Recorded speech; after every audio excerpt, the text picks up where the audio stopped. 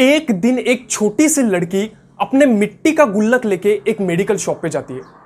कुछ देर बाद उसे गुस्सा आता है और वो अपने मिट्टी का गुल्लक उस काउंटर पे पटक देती है। आखिर वो मासूम सी बच्ची ऐसा क्यों करती है? आखिर उसे इतना गुस्सा क्यों आता है? आखिर उस पे ऐसा क्या आ पड़ा जो उसे अपनी पूरी सेविंग्स लेकर उस मेडिकल शॉप पे जाना पड़ा?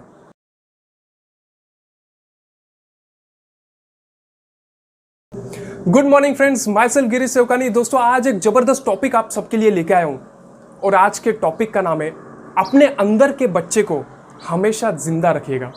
दोस्तों, काफी बार आपने सुना होगा कि उम्मीद पे दुनिया कायम है और आज हम उसका जिंदा जागता एग्जाम्पल देखेंगे। तो ये स्टोरी कुछ इस तरह है। एक दिन एक मासूम सी बच्ची एक मेडिकल शॉप पे जाती है मिट्टी का गुल्लक लेके, और जब वो मेडिकल शॉप पे पहुंचती है तो वो देखती है कि काफी सारे लोग वहां पे होते हैं और काफी सारा शोर वहां पे होता है। वो हाथ हिलाती है, आवाज देती है फार्मासिस्ट को, बट फिर भी फार्मासिस्ट का ध्यान उसके यहाँ पे नहीं जाता है। आखिर गुस्से में आकर वो अपने मिट्टी का गुल्लक काउंटर पे पटक देती है, जिससे फार्मासिस्ट का ध्यान उसके यहाँ पे जाता है।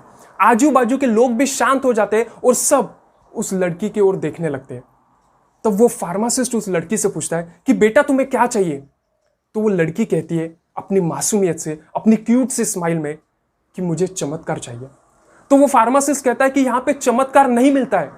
तो वो लड़की कहती है कि मुझे पता है यहाँ पे चमत्कार मिलता है और इसके लिए आपको जितने पैसे लगेंगे ना आप ले लीजिएगा, मेरे गुल्लक में काफी सारे पैसे हैं। तब उस भीड़ में एक इंसान रहता है और वो इंसान इस मासूम से लड़की से पूछता है कि आखिर तुम्हें चमत्कार क्यों चाहिए? तब ये मासूम सी बच्ची उस इंसान से कहती है कि मेरे भाई को काफ़ी दिनों से हेड में पेन होता है और इसलिए मेरे मम्मी पापा उसे एक अस्पताल में लेके गए और 4-5 दिनों से मेरे भैया वहाँ पे एडमिट है। और मैं जब भी अपने मॉम डैड से पूछती हूँ कि भैया घर पे कब आएंगे, तो उनका एक ही जवाब रहता है कि जल्दी आ जाएंगे। बट आज काफ़ी सारे दिन हो गए, अब तक भैया घर पे नहीं आए। और एक दिन मैंने मॉम डैड का कन्वर्सेशन सुना जहाँ पे पापा मम्मी से कह रहे थे कि भैया के इलाज के लिए मेरे पास पैसे नहीं है, भैया के दवाइयों के लिए मेरे पास पैसे नहीं है, अब तो उसे सिर्फ चमत्कार ही बचा सकता है। तब मैंने सोचा कि पापा के पास अगर पैसे नहीं है इलाज के लिए तो क्या हुआ, पापा के पास अगर पैसे नहीं है दवाई के लिए तो क्या हुआ, मेरे पास काफ़ी सारे पैसे, मेरे इस गुल्लक में काफ़ी सारे पैसे हैं और इसलिए मैं मेरा गुल्लक यहाँ पे लेके आई इस मेडिकल शॉप पे और चमत्कार खरीदने को। तब उस इंसान ने इस लड़की से पूछा कि आखिर तुम्हारे गुल्लक में कितने रुपए हैं? तब उस लड़की ने अपना गुल्लक लिया और जमीन पे पटक दिया और वो एक एक रुपया गिनने लगी। और जब उसकी गिनती पूरी हुई तो उस गुल्लक में से निकले पूरे 25 रुपए और उसने उस इंसान से कहा कि मेरे पास पूरे 25 रुपए हैं। तब उस इंसान ने उस लड़की से कहा कि तुम्हारे पास तो काफी सारे पैसे हैं, इसमें तुम्हारा भैया बिल्कुल ठीक हो जाएगा। और आगे चल के ये लड़की उस इंसान को अपने पापा से मिलाती है। आगे चल के पता चलता है कि वो इंसान कोई मामूली इंसान नहीं था, but he was a renowned famous surgeon. कुछ दिनों बाद उसका भैया ठीक हो जाता है, वो घर पे आता है और एक दिन ये चारों खाना खाने के लिए बैठते हैं। तब इस लड़की की माँ अपने हस्बैंड से पूछती है कि आखिर तुमने ये चमत्कार किया कैसे? तो वो इंसान अपनी बेटी की ओर देखता है और कहता है कि यह चमत्कार इस लड़की ने किया है। दोस्तों, आखिर इस स्टोरी थ्रू मैं क्या कहना चाहता हूं आप सबको?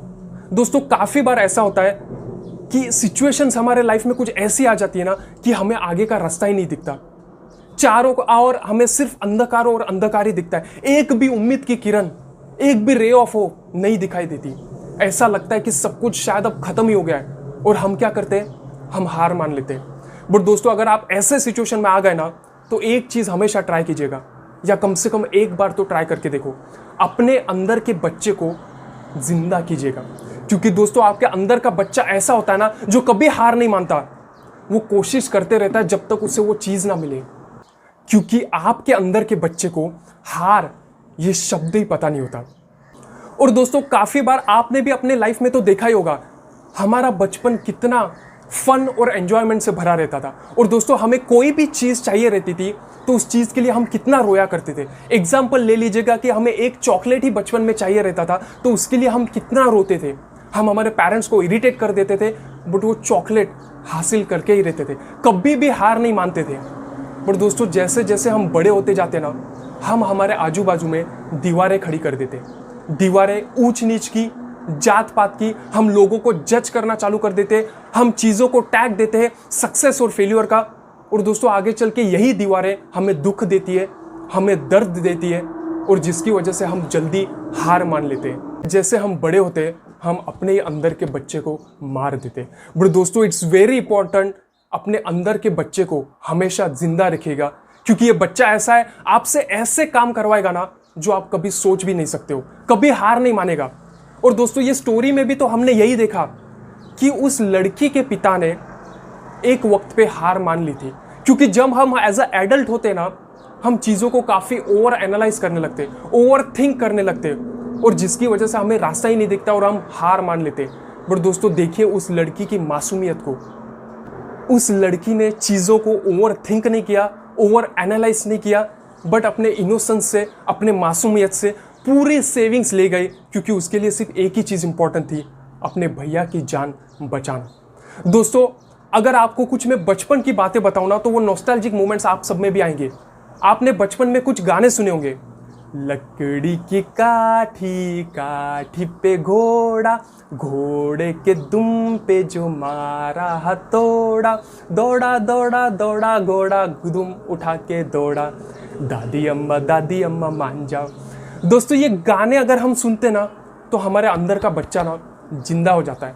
बट दोस्तों अनफॉर्चुनेटली आज क्या हो रहा है, आज just to get rid of kids so that they don't irritate, parents क्या करते हैं ना छोटे ही उम्र में, बचपन में ही बच्चों के हाथों में एक खिलौना दे देते, और इस खिलौने को कहते हैं मोबाइल फोन, स्मार्टफोन, जिसकी वजह से छोटी उम्र में ये बच्चे शिकार हो जाते हैं ऑनलाइन स्कैम के, ऑनलाइन फ्रॉड्स के, ऑनलाइन गेमिंग के, और छोटे ही उम्र में काफ़ी सारे बच्चे अपनी जान गंवा रहे हैं इसी वजह से। तो आज ज़माना बदल गया है, आज का ज़माना डिमांड करता है कि parents should be like friends to their kids. काफ़ी इंपॉर्टेंट हो गया है आज बच्चों के साथ टाइम स्पेंड करना, उन्हें गाइड करना, उन्हें डायरेक्शन देना। दोस्तों क्या हो रहा है ना, जैसे हमारी उम्र बढ़ रही है, जैसे हम बढ़ते जा रहे हैं, अंदर का बच्चा मरते जा रहा है। अपील और रिक्वेस्ट यही करूंगा कि एक बार फिर से अपने अंदर के बच्चे को जिंदा कीजिएगा, और आपको पता चलेगा कि क्या मैजिक आप क्रिएट कर सकते हो, क्या बदलाव आप ला सकते हो अपने लाइफ में। और दोस्तों कहते हैं ना काफ़ी बार उम्मीद पे ही दुनिया कायम होती है। इस स्टोरी से भी हमने देखा कि उस बच्चे ने कहीं पे भी वो उम्मीद नहीं छोड़ी कि मेरा भैया ठीक नहीं होगा। दोस्तों आज वक्त बुरा चल रहा है हम सबके लिए, काफ़ी लोग सिर्फ एक उम्मीद पे ही जी रहे, और इसलिए अपील और रिक्वेस्ट आप सबसे करना चाहूँगा कि अगर यार किसी के ज़िंदगी में खुशी नहीं ला सकते हो ना, तो कम से कम किसी के ज़िंदगी में दुख भी मत लाइएगा। किसी के चेहरे पे अगर हंसी नहीं ला सकते हो ना, तो कम से कम किसी के आंखों में आंसू भी मत लाइएगा। किसी का हौसला अगर बुलंद नहीं कर सकते हो तो कम से कम किसी का हौसला तोड़िएगा भी मत। किसी के ज़िंदगी में आप उम्मीद जगा नहीं सकते हो तो कम से कम यार किसी की उम्मीद भी मत तोड़िएगा, क्योंकि काफ़ी बार एक इंसान के पास सिर्फ एक उम्मीद ही होती है, एक होप ही होती है जिसके सहारे वो ज़िंदगी जीता है। अगर आप उस इंसान से उसकी उम्मीद ही ले लोगे ना तो शायद उसके पास ज़िंदगी जीने की कोई वजह नहीं होगी। आज वक्त बुरा है, अगर आपके पास कोई इंसान आता है अपनी स्टोरी लेके तो उसे ज़रूर सुनिएगा, उसकी उम्मीद मत ठुकराइएगा, उसकी उम्मीद को मत तोड़ना, वरना उसके पास कोई वजह ही नहीं रहेगी ज़िंदगी जीने के लिए। दोस्तों मैं मानता हूं कि I am not a renowned speaker, और इसलिए शायद आई डोंट नो कितने लोग मेरे वीडियो सुनते होंगे या मेरे मैसेजेस को सुनते होंगे। I am sure not everyone might be listening to my videos, but I am definitely sure that there might be someone और anyone who might be listening to my videos, to my messages। और दोस्तों मैं भी ये videos एक ही उम्मीद के साथ बनाता हूं कि एक दिन वो जरूर आएगा जिस दिन लोगों की सोच बदलेगी, और जिस दिन लोगों की सोच बदलेगी ना ये देश भी अपने आप बदलेगा, और एक दिन जरूर आएगा जब हमारा भारत एक सुपर पावर बनेगा। दोस्तों आशा करता हूं मेरा वीडियो आप सबको पसंद आया होगा, और अगर दिल से पसंद आया ना तो लाइक शेयर कमेंट जरूर कीजिएगा, और चैनल को सब्सक्राइब करना मत भूलिएगा। Till then be safe, be healthy, take care and bye-bye।